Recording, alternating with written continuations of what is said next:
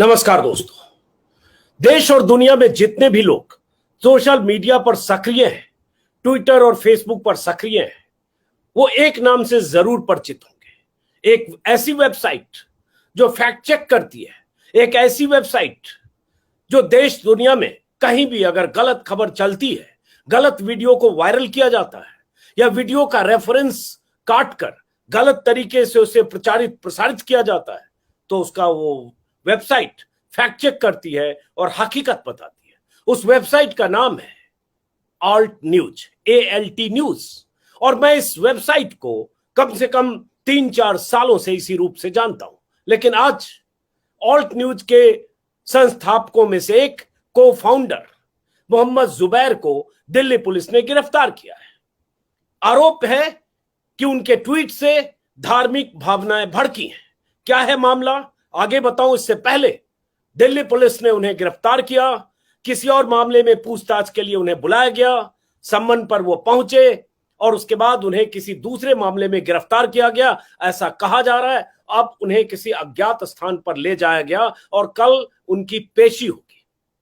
Social media पर सैकड़ों लोग I stand with Mohammed Zubair लिख रहे हैं। वो इसलिए क्योंकि सैकड़ों ऐसी घटनाएं, सैकड़ों ऐसी खबरें जो खबर हकीकत से कोसों दूर होती, जिसकी हकीकत का पता नहीं चलता, ऐसे वीडियो, जहरीले वीडियो, भाषण के वीडियो, वायरल वीडियो जो समाज में विद्वेष फैलाते हैं, नफरत फैलाते हैं, उनकी हकीकत जुबैर ने और ऑल्ट न्यूज ने समय समय पर बयां की है। लेकिन आज ऑल्ट न्यूज के को फाउंडर को ही दिल्ली पुलिस ने गिरफ्तार किया है। धार्मिक भावनाएं भड़काने का आरोप। आप सबको पता होगा कि अभी कुछ दिन पहले की बात है, बीजेपी की प्रवक्ता नुपुर शर्मा ने जो कुछ कहा, न्यूज चैनल पर कहा, डंके की चोट पर कहा, दुनिया भर में बवाल हुआ, देश भर में बवाल हुआ। नुपुर शर्मा अभी तक गिरफ्तार नहीं हुई। बहुत देर से उन पर मुकदमा हुआ। जब विदेशों में दर्जन भर से ज्यादा देशों ने प्रतिक्रिया व्यक्त की, नाराजगी जताई, भारत के राजदूतों को सम्मान किया, यहां तक कि छोटे छोटे देशों ने राजदूतों को सम्मान करके भारत सरकार से माफी की मांग की, तब नुपुर शर्मा से पल्ला झाड़ा गया। उन्हें फ्रिंज एलिमेंट कहा गया और कहा गया उनके विचार से सरकार का कोई रिश्ता नहीं है। और एक सत्ताधारी दल की प्रवक्ता, घोषित प्रवक्ता, फ्रिंज एलिमेंट कहकर खारिज कर दी गई। और उन्हें जब पार्टी से निकाला गया तो पार्टी के महासचिव की तरफ से प्रेस विज्ञप्ति जारी की गई। तो जो फ्रिंज एलिमेंट थी, उन्हें निकालने के लिए महासचिव की प्रेस विज्ञप्ति और उनके खिलाफ इतने आरोप, कई मुकदमे, बंगाल में भी कई थानों में मुकदमे, महाराष्ट्र में, दिल्ली में भी मुकदमे दर्ज हुए। नुपुर शर्मा अंडरग्राउंड है, पुलिस शायद उन्हें पकड़ना भी नहीं चाहती होगी, लेकिन मोहम्मद जुबैर की गिरफ्तारी हुई। मामला क्या है, बहुत सारे पत्रकार क्या लिख रहे हैं ट्विटर पर, वो बताऊंगा। और बात अभिव्यक्ति की आजादी की है ऐसे वक्त में जब प्रधानमंत्री जर्मनी में आपातकाल को याद कर रहे हैं, ऐसे ही वक्त में एक पत्रकार को गिरफ्तार किया जा रहा है जो फैक्ट चेकर है। प्रतीक सिन्हा जो फाउंडर हैं ऑल्ट न्यूज के, उन्होंने जो जानकारी दी ट्विटर पर, उसको गौर से सुनिए। उन्होंने कहा है, जुबैर को आज दिल्ली पुलिस के स्पेशल ब्रांच ने 2020 के एक मामले में जांच के लिए बुलाया था, जिसमें उनको हाईकोर्ट से गिरफ्तारी के खिलाफ संरक्षण मिला हुआ है। बहरहाल आज शाम 6:45 पर हमें बताया गया कि उन्हें किसी अन्य FIR में गिरफ्तार कर लिया गया है, जिसके लिए कोई नोटिस नहीं दिया गया, जो कि उन धाराओं में अनिवार्य है जिनके तहत उनको गिरफ्तार किया गया। नहीं, लगातार अनुरोध के बाद हमें FIR की कॉपी दी जा रही है। ये प्रतीक सिन्हा ने लिखा, जो ऑल्ट न्यूज के फाउंडर है और उनके ही सहयोगी मोहम्मद जुबैर। मोहम्मद जुबैर क्या करते थे और किस तरह की खबरों के पीछे जो हकीकत थी या जिस तरह की खबरों को ट्विस्ट किया जाता था, उसको एक्सपोज करते थे, ये समझने के लिए उनके ट्विटर हैंडल को देखा जा सकता है। और अगर आप सोशल मीडिया पर सक्रिय हैं, ऑल्ट न्यूज को जरूर देखें। अब सवाल उनकी गिरफ्तारी का और उन पर आरोप का, क्या पुलिस ने कहा है वो भी मैं बताऊं। उससे पहले बहुत सारे लोग लगातार ट्विटर पर लिख रहे हैं, I stand with Mohammed Zubair, release Mohammed Zubair, hashtag चला रहे हैं, नेता से लेकर पत्रकार तक। लेकिन हां, कट्टर हिंदुत्ववादी खुश हैं, जश्न मना रहे हैं। कुछ लोगों के नाम भी लिखे जा रहे हैं, कब इनकी गिरफ्तारियां होनी चाहिए। उसमें स्वरा भास्कर भी है, आरफा खानम भी है और कुछ पत्रकार भी हैं जिनके बारे में कुछ लोग लिख रहे हैं। इन सब की गिरफ्तारी होनी चाहिए। हो सकता है जब आप ये वीडियो देख रहे हो, इस वीडियो में कमेंट में मेरा भी नाम कोई लिख रहा हो, लेकिन सवाल ये उठता है, क्या ऐसा दौर आ गया है कि नुपुर शर्मा गिरफ्तार नहीं होती हैं? ऐसे लोग जो दरअसल समाज में विद्वेष फैलाते हैं, जो दरअसल नफरती भाषण देते हैं, जो दरअसल खुले तौर पर डंके की चोट पर सभाओं में एक धर्म विशेष को टारगेट करते हुए नरसंहार की बात करते हैं, जब उन पर सवाल आता है, उनकी गिरफ्तारी की बात आती है, उनके खिलाफ मुकदमे होते हैं या उनके खिलाफ सुप्रीम कोर्ट का दरवाजा कोई खटखटाता है, तो दिल्ली पुलिस हलफनामा दाखिल करके कहती है उनके भाषण में ऐसा कुछ नहीं था, वो अभिव्यक्ति की आजादी थी। सुप्रीम कोर्ट की फटकार लगती है, हलफनामा दोबारा दायर होता है और उसके बाद उन लोगों के खिलाफ मुकदमा होता है जो हिंदू सभा या धर्म संसद दिल्ली में आयोजित करते हैं। लेकिन सलाखों के पीछे वो नहीं जाते। गिरफ्तारी होती है मोहम्मद जुबैर की। बहुत सारे पत्रकार लिख रहे हैं, जैसे स्वाति मिश्रा ने लिखा है, जर्नलिस्ट है, जुबैर का असल गुनाह यह था कि उसकी वजह से सरकार को तमाम इस्लामिक देशों के सामने बैकफुट पर जाकर सफाई देनी पड़ी। आकाश बनर्जी ने लिखा है, देशभक्त इमरजेंसी की सालगिरह मनाते मनाते इमरजेंसी में ही धकेल दिया, गजब फकीरी है। राहुल गांधी ने भी ट्वीट किया है, every person exposing BJP's hate, arresting one voice of truth will only give rise to 1,000 more.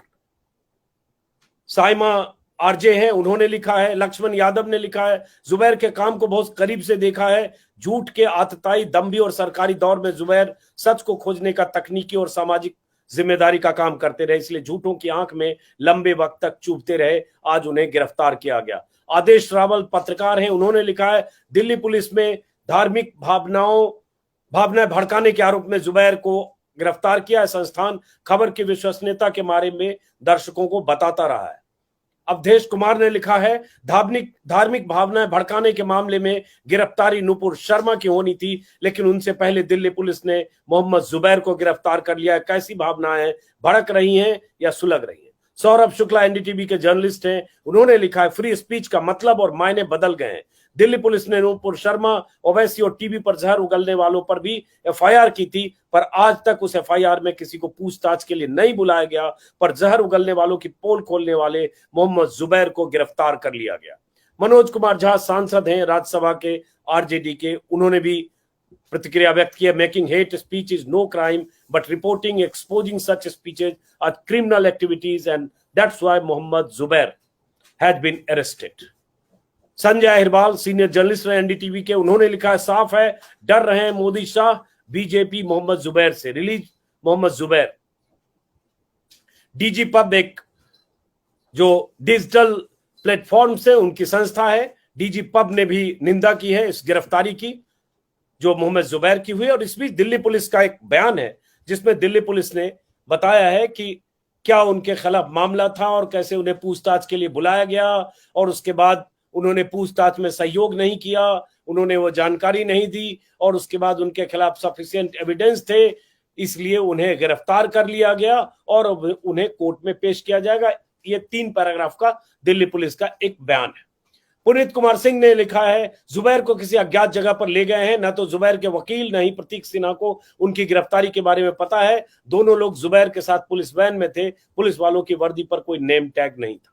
Rajdeep Sardesai ने ऐसे ही निंदा की है कि कैसे मोहम्मद जुबैर ने एक्सपोज किया अलग अलग मौकों पर हेट स्पीच को और उन्हें ही एक्यूज करके अब अरेस्ट कर लिया गया है। अपूर्वानंद ने लिखा है कि Zubair is paying the price for keeping India free of lies and hate.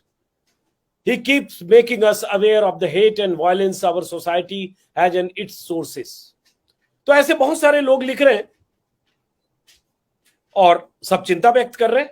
Rishikesh Sharma ने लिखा है, I am a Hindu but never found Zubair's tweet problematic that could hurt our religious sentiment. हमारी रिलीजियस धार्मिक भावनाएं हर्ट नहीं हो रही हैं, मैं हिंदू। लगातार मैं देख रहा हूं ट्विटर पर हजारों लोग लगातार ट्वीट कर रहे हैं। कौशिक राज, आकार पटेल, मीना कोटवाल ने लिखा है, journalism is not a crime, release Zubair immediately. Vinod Kapri ने लिखा है, यति नरसिम्हानंद आज बाहर है, नुपुर शर्मा बाहर हैं, नवीन जिंदल बाहर हैं, तमाम नफरती आजाद हैं, लेकिन इन नफरतियों का सच दिखाने वाला गिरफ्तार है। विदेश जाकर लोकतंत्र की दुहाई देने वाले नरेंद्र मोदी कहां हैं? समृद्धि सकुनिया ने भी ऐसे ही लिखा है, Nupur Sharma is free, Yati Narsimhanand is free, Bajrang Muni is free, Anand Swaroop is free, Sakshi Maharaj is free, Sadhvi Pragya is free, Ram Bhakt Gopal is free, but Zubair has been arrested for doing his job because state machinery failed to do theirs. I stand with Zubair. धार्मिक स्वाति मिश्रा ने लिखा है, धार्मिक भावना आहत करने के आरोप में जुबैर को गिरफ्तार किया गया है। जर्मनी में अभी कल ही प्रधानमंत्री मोदी भारत की इमरजेंसी का जिक्र करते हुए भारत की लोकतांत्रिक परंपराओं का बखान कर रहे थे। तो ऐसे बहुत सारे लोग ट्विटर पर लिख रहे हैं, लेकिन सवाल यह है कि अभी पूरी तरह से पता नहीं है कि मामला क्या है। यही प्रतीक सिन्हा ने लिखा है, लेकिन एक मामला तो है कि जुबैर बीते 2-3-4 सालों से लगातार सत्ता और पुलिस की आंखों में खटक रहे थे। जो कट्टरपंथी हिंदुत्ववादी ताकतें हैं उनके आंखों में खटक रहे थे, क्योंकि ऐसे तमाम मौके पर उन्होंने एक्सपोज किया। बल्कि सच तो यह है कि नुपुर शर्मा का वो वीडियो, वो भाषण, वो बयान, वो डिबेट जो टाइम्स नाउ पर हुआ, उसके वीडियो भी जुबैर ने शेयर किए थे। और यही वजह है कि दुनिया को पता चली, कहीं वो गुस्सा तो नहीं है, कहीं ये गुस्सा तो नहीं है कि जुबैर कई मौकों पर सत्ता को असहज करते थे और उनकी वजह से पुलिस और सरकार की स्थिति विचित्र होती थी। कहीं ये वजह तो नहीं है, या वजह कोई और है, बहाना कोई और है, कहीं पे निगाहें हैं, कहीं पे निशाना है। पता चलेगा विस्तार से जब पूरी बात सामने आएगी कि उनका गुनाह और कसूर क्या था। अगर उन पर आरोप है धार्मिक भावनाएं भड़काने का, तो जितने नाम अभी मैंने लिए जो अलग अलग लोग लिख रहे हैं, क्या उनके बयान आपने सुने? क्या उनके बयान पुलिस ने सुने? क्या उनके बयान जो वीडियो में है, जो यूट्यूब पर है, जो दर्जनों 50 बार दिए गए, क्या वो बयान धार्मिक भावनाएं भड़काने के लिए काफी नहीं है? और सबसे बड़ी बात, नुपुर शर्मा से ज्यादा धार्मिक भावनाएं किसने भड़काई?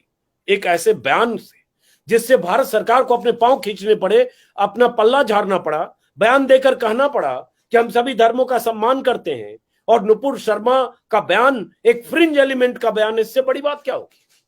इतनी फजीहत हुई भारत सरकार की और बीजेपी की कि प्रवक्ता को निकालना पड़ा, इससे बड़ी बात क्या होगी?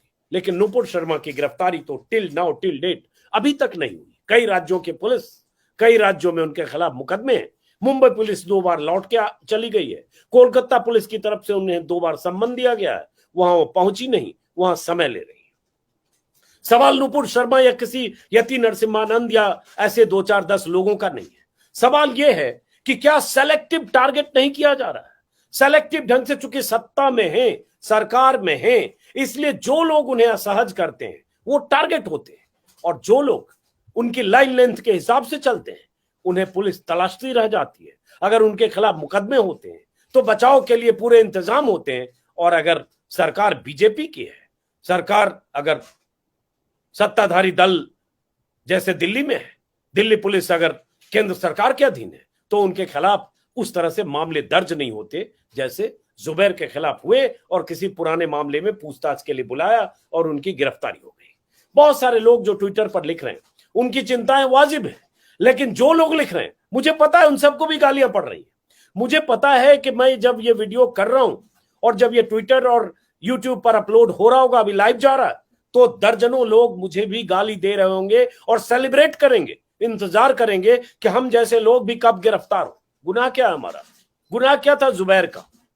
और अगर जुबैर ने इतना बड़ा गुनाह किया कि धार्मिक भावनाएं आहत हो गई, तो कम से कम 100 लोगों के नाम मैं बता सकता हूं जिनकी गिरफ्तारी साल भर पहले, 2 साल पहले, 3 साल पहले, 4 साल पहले हो जानी चाहिए थी। उनमें से कुछ तो सांसद भी है,